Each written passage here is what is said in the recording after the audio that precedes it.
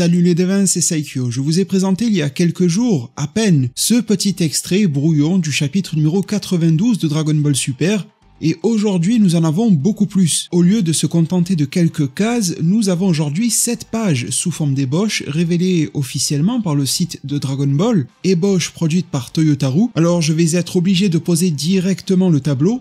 Si vous vous attendez à de grosses nouveautés, à de l'inédit au cœur de ces 7 premières pages, vous allez être clairement déçus. Il est vrai que le chapitre précédent, le 91, ouvrait avec 10 pages, si j'ai bonne mémoire, qui apportait son lot de nouveautés par rapport au film. Ça ne volait pas spécialement haut, ça n'était rien de particulièrement mémorable, mais ça avait le don de diverger un petit peu par rapport au film, et surtout de venir le compléter, tout en apportant du lien très important avec la préquelle que le manga s'était permise de faire sous 3 chapitres, concernant Goten Trunks et notamment Krillin. Ce nouveau chapitre 92 reprend dès sa première page l'adaptation pure et dure du film super-héros, à quelques détails près de mouvements et de mise en scène au niveau des combats, soit à environ 18 minutes 40 du film super-héros pour être précis. Il porte pour titre, ce chapitre 92, un nouveau cyborg, et avec un petit peu moins de précision, il adapte à peu près 2 minutes 30 de film, ce qui nous mène vers la 20e, 21e à tout casser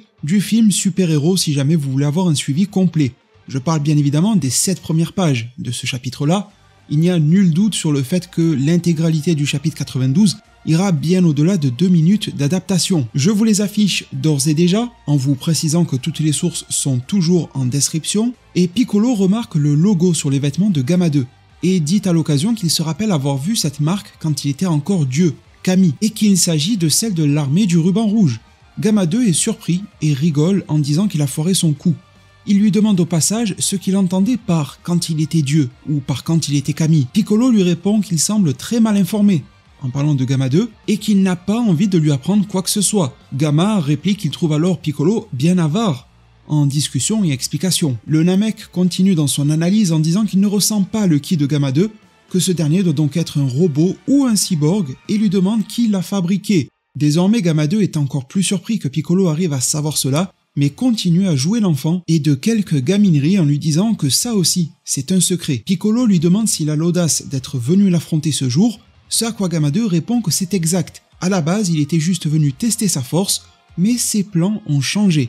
Il doit maintenant tuer Piccolo. Gamma 2 lui demande de ne pas lui en vouloir pour ça, car il s'agit des ordres venus d'en haut.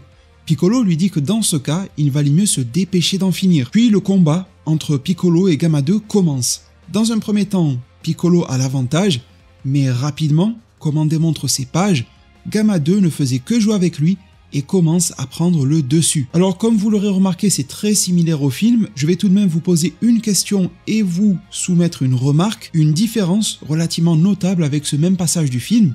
Premièrement, ma question, et je me l'étais posée à l'époque pendant le film, mais je pense l'avoir zappé dans ma revue du film il y a un an en arrière ou quoi, concernant les plans qui ont changé de Gamma 2. Il est venu tester la force de Piccolo, et finalement il dit que ses plans ont changé, il doit le tuer, et il précisera que ça vient des ordres reçus d'en haut.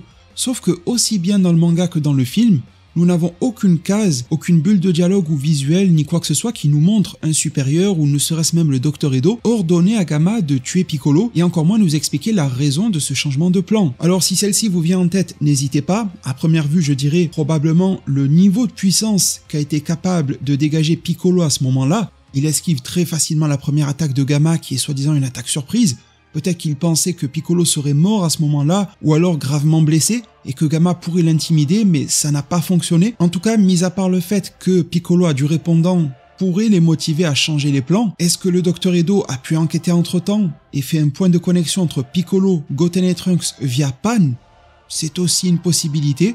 Et l'autre chose que je souhaitais vous faire remarquer, c'est que normalement dans le film, lorsqu'il y a cette discussion Piccolo-Gamma, Piccolo va bien mentionner le fait que l'armée du ruban rouge est tombée il y a bien longtemps, et l'on va avoir un visuel très beau en 2D par Monsieur Kubota, de C17, C18, le Dr Gero et ce qui ressemble à l'incubateur de sel, au cœur du labo de ce docteur. Bien que cette situation-là soit évoquée dans le manga, le plan n'est pas adapté. Ça aurait pu être l'occasion d'une case, qu'elle soit insignifiante ou qu'elle prenne de l'ampleur, peu importe, mais ça n'a pas été le cas, alors que dans le chapitre précédent, des éléments tels que vomi C21 nous ont été montrés, comme dans le film. Il semblerait en tout cas que Toyotaru veut ou peut s'affranchir de la partie flashback 2D du film, tout comme il n'a pas réadapté tout le flashback qui était très beau à voir dans le film aussi, en ouverture, raconté par Magenta. Ça, c'était plutôt compréhensible, c'était assez lourd, je pense, de le refaire, mais ces petits plans un peu sporadiques que l'on a dans le film, ils sont relativement nombreux au final, que cela soit sur le Cell Game, Dr. Gero, Cell en lui-même, etc., eh bien il semble qu'ils passeront, au moins pour la majorité, à la trappe. Vous me direz que ça perd en utilité également dans le manga, mais quitte à ce que l'explication soit donnée, par exemple ici par Piccolo,